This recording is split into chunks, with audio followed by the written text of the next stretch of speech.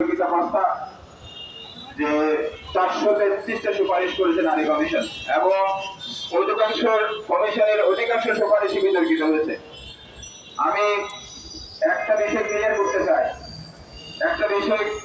করতে চাই এখানে অনেকের ধারণা তারা পশ্চিম থেকে অনেক কিছু শিখে আছে। আমাদের এখানে নারী কমিশনের চেয়ারম্যানকে প্রশ্ন করা হয়েছিল যে উনি এমন ভাবে উত্তর দিলেন, যে টিভিতে অংশটা দেখলাম, উনি এমন ভাবে উত্তর দিলেন যে উনি একজন ধর্মনিরপেক্ষ মানুষ, মানে ধর্ম বলতে উনি কিছুই বুঝেন না এমন একটা ভাব, যে রাষ্ট্রীয় বিষয় হবে একেবারেই চূড়ান্ত ধর্মনিরপেক্ষ। তো এটা আমাদের দেশের তৃতীয় বিশ্বের দেশ হিসেবে এটা আমাদের জন্য বাস্তবতা হয়তো, কিন্তু তারা যে ধর্মনিরপেক্ষতার কথা বলে সেটা কিন্তু পশ্চিমে নেই।